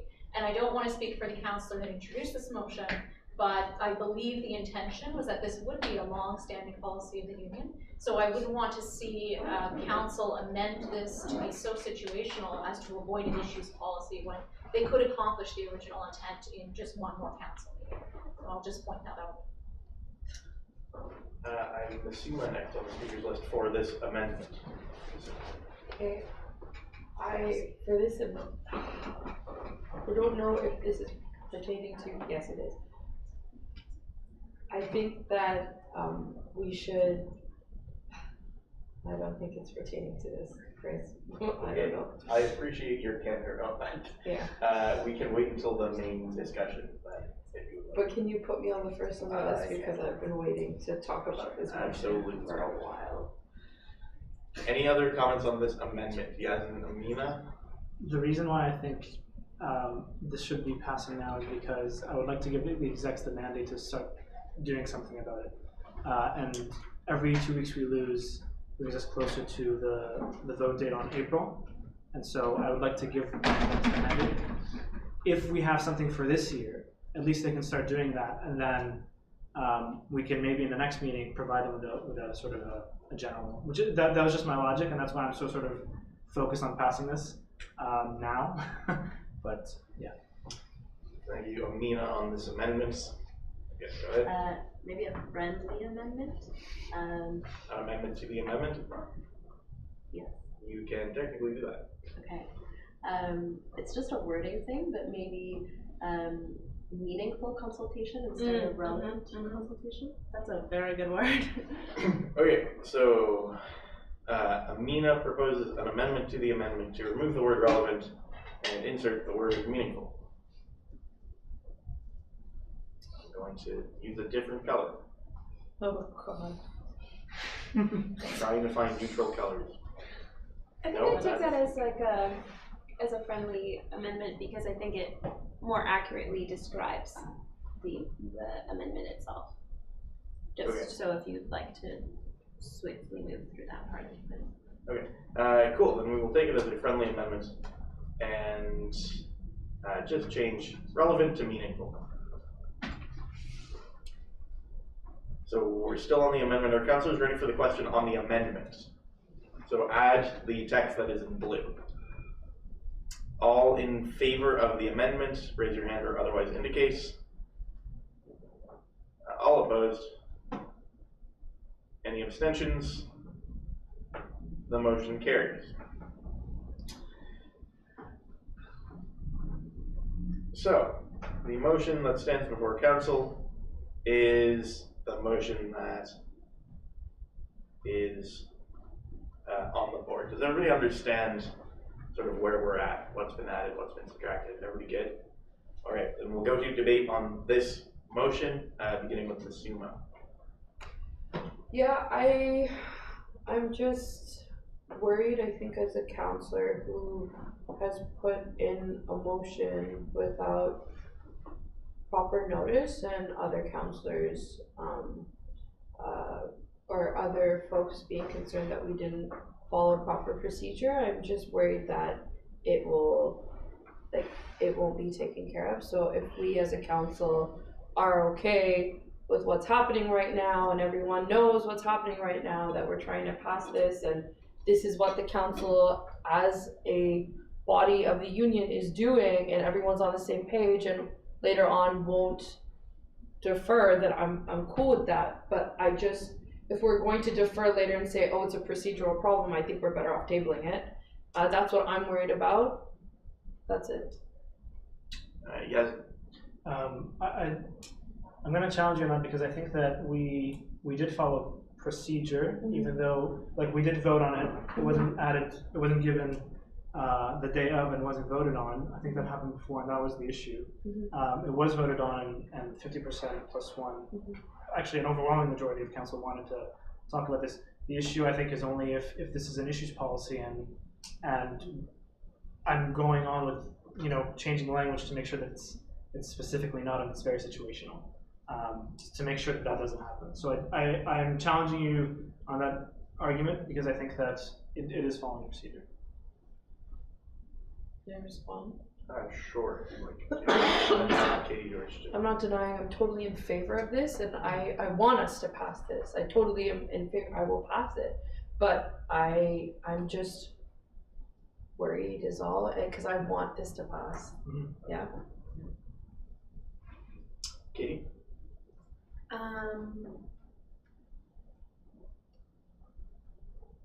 Yeah, I just wanted to say, I support the intention and the spirit and the written form of the motion, and I think all of that can be seen from the history of the DSU and their campaigns, as well as similar motions, as well as similar comments from executive and counselors. And I think it's just due diligence, honestly, to ensure that we are, because students constantly hold us accountable to ensure that we're doing our job in representing their needs as well as advocating for them. And I think this motion really puts that into action, like Yazin said. So I'm confident in the motion itself, and I'd be quite surprised if there was procedural challenging to this very straightforward motion. Thank you, Katie. Does anybody else want to speak for or against or have any questions on this motion? Otherwise, we can proceed to the question. Call to question. Wonderful. All in favor of this motion, please raise your hands or otherwise indicate. All opposed? Any abstentions? The motion carries. Moving along then to the second question, the question that was divided out of that question, whereas the Dalhousie Faculty Association, I'll expand it. If any councillors have any questions, I can read it out in full. What do you think?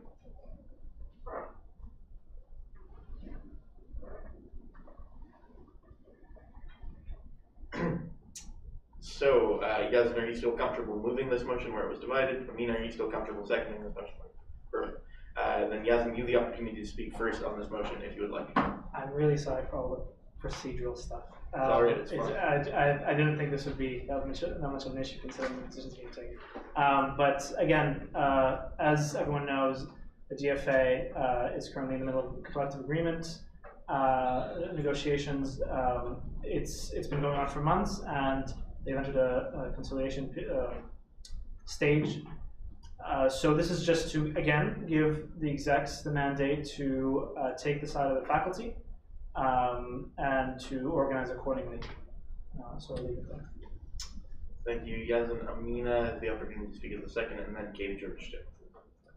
Yeah, so Masuma and I met with the DFA president shortly after coming back from the break, and it was very clear from that meeting that this would be something of value and use to the DFA and to faculty members as a whole. I think it's really important for students and faculty to work together. We are the biggest stakeholders of this university.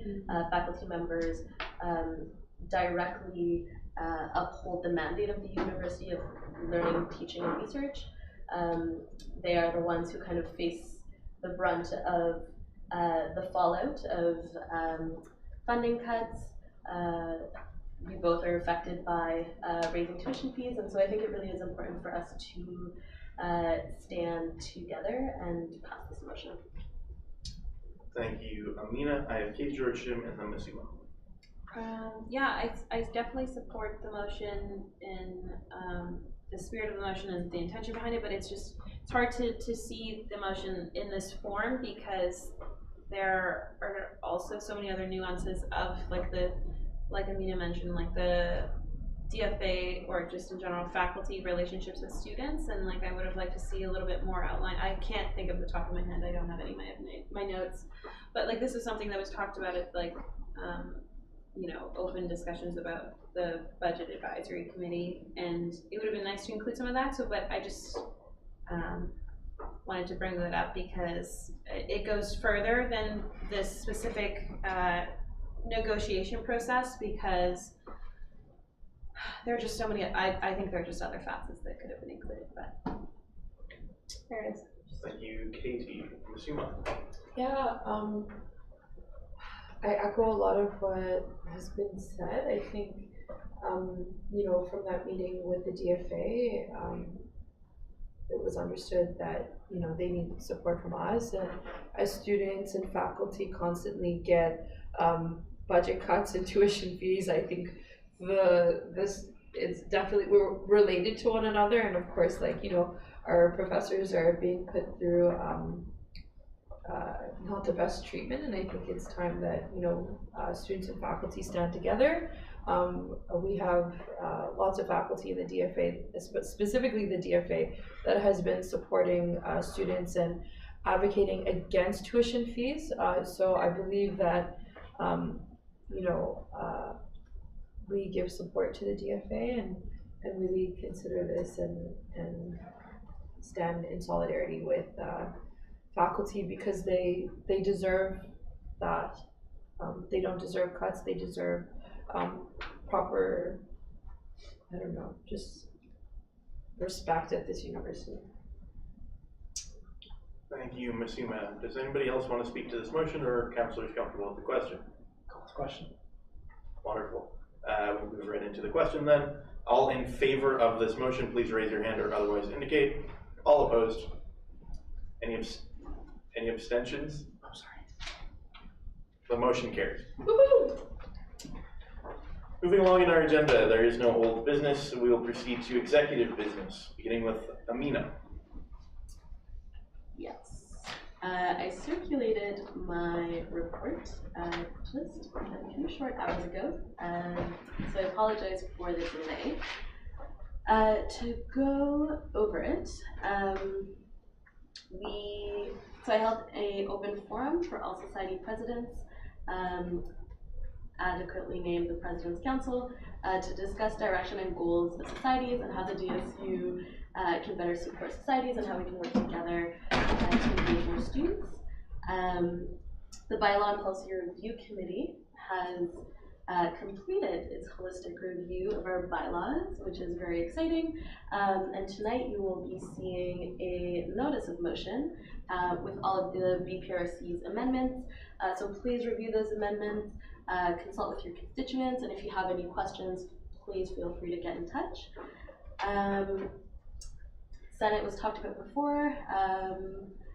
Black History Month and African Heritage Month is approaching very quickly. I've been having regular meetings with the Dalhousie African Heritage Month Planning Committee and as well working closely with the Dalhousie African Student Association to host a number of events, including a movie screening of Black Panther, a living library event, a social media campaign, and more.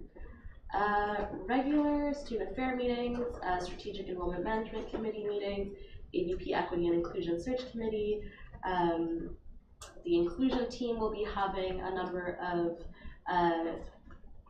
2 closed spaces, one for Indigenous students, one for racialized students, and then an open space for all students within the next few weeks, and I can circulate exact dates by email.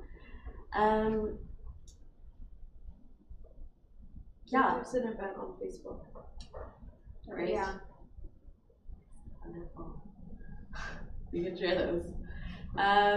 Racial Justice Symposium planning has been ongoing. Interviews for the Racial Justice Symposium Commissioner will be happening this week. And we also created a video to promote the Racial Justice Symposium with Chantal Matsuma, so please share widely with your constituents. Yeah. I participated in a Black Lives Matter Discussion Continues event that the Black Student Advising Center had hosted here at the DSU, and was fortunate to speak on a panel with 4 other incredible folks. A couple of disturbances, there's a YouTube link if folks want to see, but overall a really well attended and great panel. Did a interview with our lovely friends at the Gazette on a profile of myself, which was interesting. The Survivor Support Center is chugging along. The phone line is ongoing. There is a training for volunteers that is happening on the 3rd and the 4th of February. And there's still a registration space available, so please register and let your constituents know about that as well. And regular meetings with the ombudsperson and the ombuds committee. Yeah, happy to take any questions. Thank you, Amina. Does anybody have any questions for Amina? We'll move along to Alex Hughes. Not much to report beyond what's in my report, but some of the highlights from that are I submitted a policy amendment to the Bylaw Policy Review Committee for Society Policy and hope to submit more later on the term, but I just wanted this one to get done quickly. So that should be coming next council, I guess. I had a meeting with Chantal and the DAGs exec to try to look at their structure and their finances, and that might be paused for now while DAGs figures out. They rescheduled a second meeting. Okay, so, we yeah. have a second meeting set up soon. Yeah, the new accessibility bursary application that Megan and I worked hard on this semester is up, and open for submissions, so spread that widely to your constituents. We made the application just like a lot clearer and tried to remove like a lot of the subjectivity from the committee side so that the information is just laid out a lot clearer. So yeah, test run of this new application, and like please pass along to your constituents and give encourage feedback, because this is kind of a test run for this kind of application, and would love to know if it's not right or if we can change things. So yeah. And then the committee will be meeting in March to review all the applications at once instead of like on a rolling basis, so that we can do it more by need than like chronological submission. I've scheduled 3 tentative NTO training sessions for societies for the next 3 months.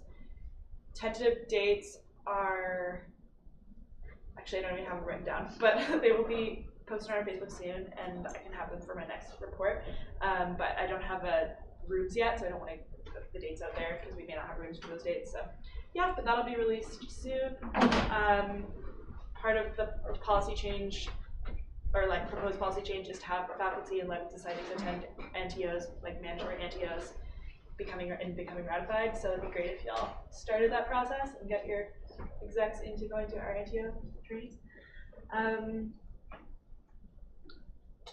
Yeah, we've opened up our communications meetings to the exec. We've yet to actually have one of those meetings just because schedules have been really intense lately, but that'll hopefully happen soon. Regular bi-weekly meetings with student affairs. I attended an SDC follow-up meeting, and also was going to attend their code of conduct training session, but it got canceled, so we'll go into that later. Also, I'm still attending the university sexual violence policy meetings, giving feedback and suggestions on that. The Winter Society Expo is on Tuesday. So, looking forward to it. A little nervous. Please bring your societies. And yeah, this was written while we were on our exec retreat. It was great. We've had nice reflections on the term, realized that we've actually gotten most of our goals completed and are well on our way for the rest of them. So it was a nice little reset for the rest of the semester. Thank you, Alex. Does anybody have any questions for Alex? I just want to note that Mary McDonald, before she left, said that she would have had questions for you about the Accessibility Fund Committee. I encouraged her to email them for you, and I think there's going to be a discussion item on the next agenda about those. So reach out to Mary about those questions. All right.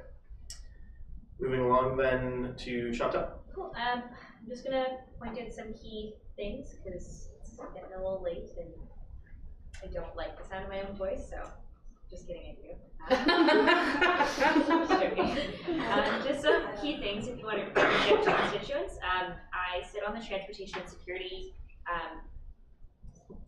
Council with the university, and there's currently a rideshare program among professors and students where you get a discounted parking rate if you carpool, and we are trying to better advertise this service because parking on this campus is really difficult and very expensive. So I advise you all to reach out to your constituents about this and forward any concerns to me, and I can bring them to the meeting. We meet monthly. Other things. Audits have started coming in, and for faculty and levy societies, they are due February 9th. And if you need an extension, please let me know. As of now, only one van is operational for Tiger Patrol, so if there are any concerns with that, please forward them to bpfo@dsu.ca. And then financial literacy workshops are in planning with Verity Turpin and Hazel Ling, and if there's anything you want to see coming from those workshops, please let us know, because we're still in the planning phases, and they'll hopefully be happening through mid-February to late March. Yeah, those are just key things. Get your audits done, apply for grants. Yeah. Any questions? Thank you, Chantal. Does anybody have any questions for Chantal? We'll move along to Masima. Okay. I realize that there's a lot missing on this report that should be there. weekly campaign meetings, executive meetings, ratification meetings where I've had like lots and lots of AIO cases that DSAS was talking about that I have to ratify. So I'm like virtually on the other side of DSAS while kind of waving at them from afar. So the NSPAR campaign rolled out. I don't know if you've seen the red wall downstairs. There's a wall of inspiration for you to look at and for you to take part in. So I would suggest getting in touch with NSPAR, I was going to call them NSPAR, if you haven't, or take a look and let your constituents know. So we're having like a draw and a ballot sort of system so folks can vote on what inspires them the most out of this campaign. And then it enters them to win a prize. And then also there's a bunch of prizes that we're going to be announcing at the end of each week. So at the end of 1 week, one winner will be announced, and it will probably look like gift cards to the bookstore. So we've worked with NSPERG and are taking part in the NSPIRE campaign. So it's definitely a campaign of the union. And I'm hoping next Monday we will have popcorn for them to give out while they tell you about their next week's inspiration. Okay, cool. That was my bit for today.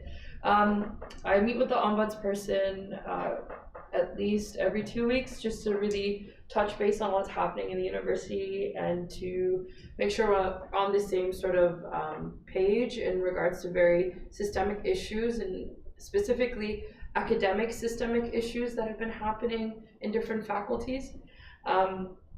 Student affairs bi-weekly meetings. I meet often with the DSAS executive just to see how I can support them. They have their training tomorrow, so I'll probably go show up there, say what's up. I was involved in a DSAS and student meeting, which happens when the student would like to get in contact with me. So if we know that the case isn't going to be sitting on STC or I'm not involved at all with the student, then if DSAS and the student feel comfortable, then they come to me and I sort of help them navigate and give any support I can. So those happen quite often. I had to write some reference letters for some student workers. I had a meeting with Emily, who's with Student Health and Wellness, to start creating a student absence, student declaration, the form basically that we have passed, to do a video on that so students know how to navigate that, because I know there's a lot of different discourse that's been happening that's a bit confusing and perhaps being like, oh, you can only be sick one time, one semester, which isn't true at all. The exec will be taking part in that. And if you folks are interested in being part of this video, well, why don't you get in contact with me and let me know if you want to be part of a video promoting health and wellness to students. RJS video filming, RJS hiring, RJS planning. I did so much hiring today. I sat through like 3 hours of interviews for a commissioner position with one of my other commissioners and going through folks. I'm happy to say that there's definitely some good folks that we've encountered with, so it's looking good. DSAS stuff, presentation was amazing. They need support. External Action Committee and campaigns. So the period campaign is going to be coming out, I think on Thursday is when it's going to be showcasing itself on our social media. I got word today. We're setting up a meeting with Soho and Ennisburg to really see how we can address this issue on our campus, because periods are too darn expensive. So we want to connect with health services and see how they purchase the supplies, so maybe we can get a discounted supplies for menstruation or menstrual products, and ensure that this semester there will be menstrual products available in all the bathrooms in the Student Union building, and hopefully that's something that we will be able to pass within the budget so that the DSU can provide students with menstrual products in both male, female, and non gender neutral washrooms so that it's accessible to everybody. Cool. Black History Month, been working with Amina on that. So we're thinking of holding different events. something that we're working on is trivia night for Black History Month. So one of the trivia nights at the Greywood will be, we're working on it, so we'll have confirmation soon, and I'll invite everyone. And then also like a DJ night, I just got word from DJ Fedzwa, and they're down to do that. They're also going to be DJing at RJS. So a poetry coffee house night we thought of, Black Power Hour straight from the Greywood, and like a social media campaign and reaching out to different Black students and Black societies to really talk about what their experience is like at Dal and showcase Black History Month as actually showing Black students at Dalhousie. Yeah. So we're going to connect with societies, and we're working on that as well. SPGC meeting we had. I can't talk about it because it's all confidential. And SLTC was a very brief meeting, nothing too heavy. We just got an update that Arig El-Sheba, the vice provost, is really trying to get her hands on and finishing the sexualized violence policy. So I think that's why Alex is doing so much work on that, is because the administration is prioritizing finishing up this policy. So that's what's happening. There's a lot more stuff. I know, as usual, if you have any questions, reach out to me. I'm around and brown. Thank you, Masuma. Does anybody have any questions for Masuma? I'm sorry. You were just so awkward about it. It was great. Just processing. Then we will move forward. Corey Larson couldn't be here tonight. He sent his regrets. Now along to the notice of motion. I've been submitted, or 3 notices of motion have been submitted to me. The first is the original Dalhousie Faculty Association motion that was circulated and that was amended and then split. That original motion is will come up at the next council meeting and considered notice to be given. If councillors would like, where there are 3, the action items of those motions are relatively involved, and so if it's okay, I'd like to just circulate them and give you a brief description of what the notice of motion is. But if at any point you want me to read out the action items into the minutes, then let me know. Otherwise, I will circulate them literally as soon as I'm done briefly describing them. So that's the first one, the original Dalhousie Faculty Association motion that was noticed by Yazin. The second one is quite substantive amendments to our bylaws. In the package that I'm about to send out, you will find the bylaw amendment motion, the actual motion that says amend the bylaws, a package containing highlights of the amendments, and a full document that outlines the amendments. The third notice of motion is a notice to discipline a councillor, Mary McDonald. The last time we did this, that notice was in camera, but having gone through this process once and learned and been given legal advice on what is in camera and what is out of camera, eventually this notice of motion and list of reasons will become public. And so I'm acknowledging this motion publicly. But all debate at the next meeting related to this motion to discipline Mary McDonald will be in camera, except for a procedure in which both Mary McDonald and Alex Hughes, the mover of this motion, will have an opportunity to present their cases. If anybody has any questions about that process, please let me know. Does anybody else have any notices of motion? Then I will send out this link right now. Notice the issues policy. Yeah, so that's Yazin's DFA. You moved the bylaws, and Alex Hughes moved the motion to discipline. What about the society? So if you could like something. But will it come up? We would have to notice the full text information. And if it hasn't gone through, because like if they're edits. Okay, I'd like to move along if we could. Councilors, are you okay with that? Okay. The notices have been sent out.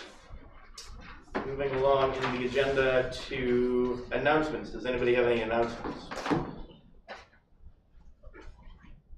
RJS, sign up for RJS, Survivor Training Support Training. Phone line support. Phone line, sorry. Support center. Supports, shoot. That's a Racial Justice Symposium is February 9th and 10th. Survivor Support Center training is February 3rd and 4th. It's free training and there's food for the day. And it looks free. Yeah. Thank you. Ali, did you have an announcement to make? Yeah, so a couple weeks ago, Brent had stepped down as the DISC president, so I'm technically the interim president of DISC. So if you guys have any emails that need to be directed to DISC, you can send it to me until we get our email situation set up. Are there any other announcements? Then my only announcement is that the next council meeting is February 7th. Do I have a mover and seconder to adjourn? Chantel and Ali, any opposition to adjourning? Then we are adjourned. Thank you, councilors.